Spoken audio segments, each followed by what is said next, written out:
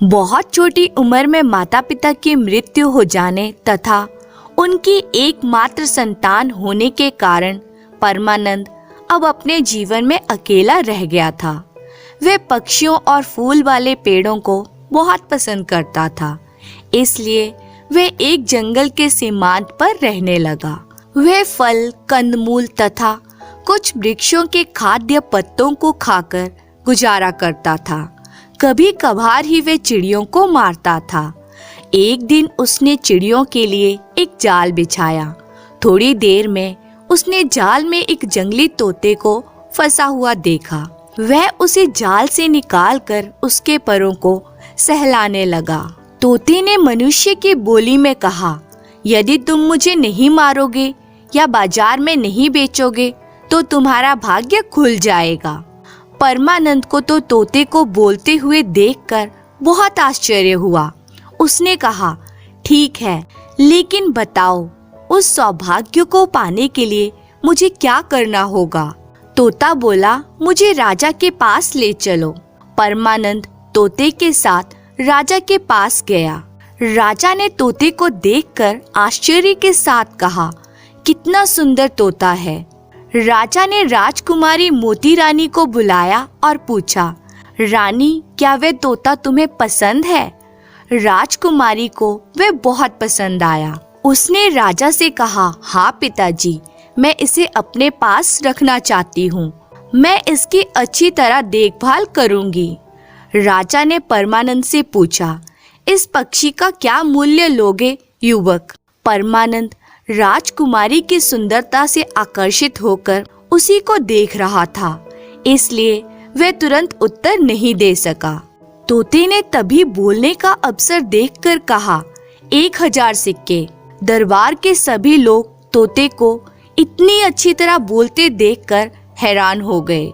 राजा ने तुरंत राजकोषाध्यक्ष को बुलाकर 1000 सिक्के लाने के लिए कहा। जब परमानंद 1000 सिक्के लेकर चला गया, तब राजा और राजकुमारी कुछ समय तक तोते की बातचीत सुनते रहे। फिर राजकुमारी उसे अपने कमरे में ले गई। दूसरे दिन तोते के लिए एक बहुत सुंदर सा सोने का पिंजरा बनवाया गया। कुछ दिनों के बाद तोते ने राजकुमारी से कहा, राजकुमारी जी, कुछ समय के लिए मुझे अपने घर जाने की अनुमति दीजिए। मैं वचन देता हूँ कि मैं लौट आऊंगा और आपके लिए सुंदर सा उपहार भी लाऊंगा। राजकुमारी मोती रानी ने भी स्वीकृति दे दी। तोता अपने वचन के अनुसार कुछ सप्ताहों के बाद लौट आया। उसकी चोंच में राजकुमारी के लिए एक सुंदर नीला फूल था। राजकुमारी इस उपहार को पाकर बहुत आनंदित हुई। उसने उसी समय घोषणा की कि जो भी उस फूल का एक गुच्छा लाएगा वह उसी के साथ विवाह करेगी। राजा को राजकुमारी का यह निश्चय सुनकर दुख हुआ। उसने राजकुमारी को समझाया, मोती रानी, बहुत से सुंदर और बहादुर राजकुमार तुम्हारे साथ विवाह करना चाहते हैं। जरा सोचो, यदि जंगल के किसी शिकारी को यह फूल मिल जाए और उसका एक गुच्छा तुम्हारे लिए ले आए तो क्या तुम उससे विवाह कर लोगी? यह याद रखो कि वह मेरे सिंहासन का उत्तराधिकारी भी बन जाएगा। राजा ने देखा कि राजकुमारी अपने निश्चय से टस से मस नहीं हो रही है। राजा ने ये घोषणा करवाई कि जो राजकुमार नीले फूलों के पेड़ का पत्ता लाएगा वही राजकुमारी से विवाह करेगा। कुछ राजकुमारों ने दूर दूर तक जाकर बहुत खोजबीन की, लेकिन वे निराश लौटकर राजा से बोले कि यह राजकुमारी की कोरी कल्पना है। परमानंद ने भी यह घोषणा सुनी। जिस दिन उसने राजकुमारी को देखा, उस दिन से उसे राजकुमारी बहुत अच्छी लगने लगी और वह सपने देखने लगा कि एक दिन वह राजकुमारी से विवाह करेगा। आखिर उसी के तोते ने राजकुमारी को वह नायाब फूल लाकर दिया था और वह हर जंगल का चप्पा चप्पा अच्छी तरह जानता था। परमानंद अनेक दिनों तक खेतों और नदियों को पार कर पहाड़ों और जंगलों में घूमता रहा। एक दिन जब वह एक पहाड़ी की चोटी पर खड़ा होकर चारों ओर नजर दौड़ा रहा था तो उसे नीचे नीले फूलों का एक पूरा जंगल दिखाई पड़ा। वह उसी की ओर नीचे उतरने लगा। नीले फूलों के उस जंगल में पहुंचने पर उसने ये जानना चाहा कि यह जंगल किस राज्य में पड़ता है और क्या उसे राजकुमारी मोती रानी के लिए यदि उसका पौधा ना सही तो कम से कम एक गुच्छा ही ले जाने दिया जाएगा। उसे एक घोड़े की टाप सुनाई पड़ी। वह यह देखने के लिए कि कौन इस जंगल में आ रहा है एक पेड़ के पीछे छिप गया। वह एक युवक था पर राजकुमार की तरह नहीं दिख रहा था। वह घोड़े से उतरकर पेड़ों के बीच घूमता रहा, फिर एक पेड़ के नीचे बैठ गया। वह बहुत उदास था। परमानंद ने उसके पास जाकर पूछा, क्या आप बताएंगे कि यह जंगल किस राज्य के अंदर पड़ता है? यह नीले फूलों का राज्य है। तुम कौन हो और तुम्हें इधर किस लिए आना पड़ा? युवक ने सवाल किया। मेरा नाम परमानंद है। मैं यहाँ नीले फूलों की खोज में आया हूँ। लेकिन दोस्त, तुम कुछ दुखी लग रहे हो।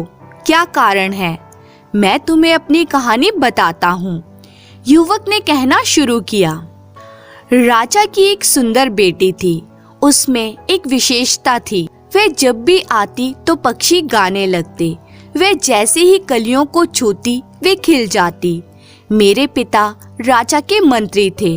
बचपन में राजकुमारी नीलमणि और मैं एक साथ खेला करते थे। बड़े होने पर हम दोनों ने एक दूसरे से विवाह करने का निश्चय किया, लेकिन राजा राजकुमारी का विवाह एक धनी व्यापारी से करना चाहते थे। राजकुमारी ने राजा से कहा कि वह मेरे अतिरिक्त किसी और से विवाह नहीं करेगी। राजा उससे बहुत क्रोधित हो गए। उसी समय दरबार में एक जादूगर आया। उसने राजकुमारी को सुनहले रंग में बदलने के बहाने उसके चारों ओर आग लगा दी। आग की लपटों की रोशनी में राजकुमारी को एक सुनहले नाखून में बदल दिया गया। यदि नाखून को आग में गर्म करोगे तो तुम्हारी बेटी पुनर्जीवित हो जाएगी। जादूगर ये कहकर चला गया। परमानंद ने युवक से पूछा, सुनहले नाखून का क्या हुआ? वह बोला, राजा राजकुमारी पर इतना क्रोधित था कि उसने नाखून को इस जंगल के किसी एक पेड़ के तने में गाड़ दिया। यह बात मुझे महल में उसी की एक सहेली से मालूम हुई।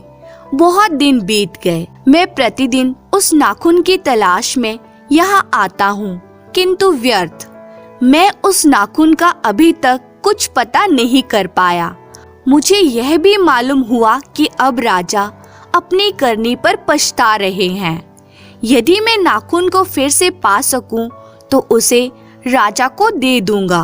राजकुमारी पुनर्जीवित हो जाएगी। मुझे विश्वास है कि वह तब हम दोनों के विवाह के लिए राजी हो जाएंगे। युवक ने एक लंबी आह भरते हुए कहा। परमानंद ने कहा, मैं उस वृक्ष और नाखून की खोज करने में तुम्हारी मदद करूंगा। परंतु कैसे? मैंने किसी पेड़ को नहीं छोड़ा है, लेकिन अभी तक मुझे नाखून नहीं मिला। युवक ने निराश होते हुए कहा। परमानंद ने उसे सलाह दी, हम लोग रात को यहाँ आएंगे। यह विचार अच्छा है। मेरे मन में यह बात कभी नहीं आई। चलो अभी मेरे साथ। युवक मुस्कुराते हुए बोला। दोनों घोड़े पर सवार होकर चल पड़े। युवक परमानंद को अपने घर ले गया, जो मंत्री का निवास स्थान था। रात को वे फिर जंगल लौट आए। युवक ने अपने साथ एक चाकू रख लिया। दोनों ने सावधानी से एक एक पेड़ की जांच की। अचानक परमानंद खुशी से उछल पड़ा। दोस्त, यह देखो, चांदनी के प्रकाश में यहाँ कुछ चमक रहा है। यह नाखून ही होगा। मंत्री के बेटे ने चाकू से उसे कुरेदा। नाखून साफ दिखाई देने लगा। उसने तने को खोदकर नाखून को निकाल लिया। वह सुनहला नाखून सही सलामत था। चलो चलें, कल सवेरे ही राजा से मिलकर उसे ये नाखून दे देंगे। परमानंद ने प्रसन्न होकर कहा। परमानंद रात को युवक के साथ ठहर गया। दूसरे दिन सवेरे दोनों राजमहल में जाकर राजा से मिले। सुनहले नाखून को देखकर राजा की खुशी का ठिकाना ना रहा। मंत्री के बेटे ने राजा को परमानंद का परिचय देते हुए कहा कि इस दोस्त की मदद के बिना मैं इस नाखून को वापस नहीं ला पाता। राजा ने अग्नि तैयार करने का आदेश दिया। बड़ी आशा और उत्साह के साथ राजा ने स्वयं उस नाखून को लपटों में डाल दिया, लेकिन कुछ घटित नहीं हुआ। लपटें धीरे धीरे शांत हो गई। अब केवल राख का ढेर रह गया। लेकिन तभी अचानक एक सुनहली आकृति प्रकट हुई। यह राजकुमारी नीलमणि थी। राजा ने तुरंत मंत्री के बेटे के साथ नीलमणि के विवाह की घोषणा कर दी। राजा ने परमानंद की ओर मुड़कर पूछा, मैं तुमको क्या इनाम दूं, मेरे मित्र? तब परमानंद ने अपनी समस्या प्रकट करते हुए कहा कि कैसे वे नीले फूलों की खोज में वे उस जंगल तक पहुंच गया जहां उसकी भेंट मंत्री के बेटे से हो गई। एक गुच्छा ही क्यों, तुम नीले फूलों का एक पौधा ले जाओ और अपने राज्य के राज उद्यान में रोप दो। राजकुमारी अति प्रसन्न होगी और खुशी से तुम्हें अपना वर स्वीकार कर लेगी। राजा ने कहा।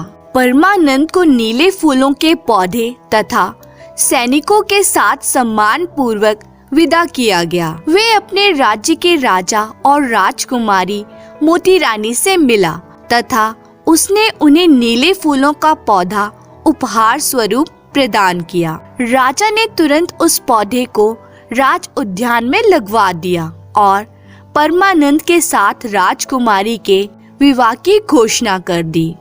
और राजा ने तुरंत ही राजकुमारी का विवाह परमानंद के साथ किया, जिसके बाद परमानंद राजकुमारी के साथ खुशी से जीवन व्यतीत करने लगा। धन्यवाद।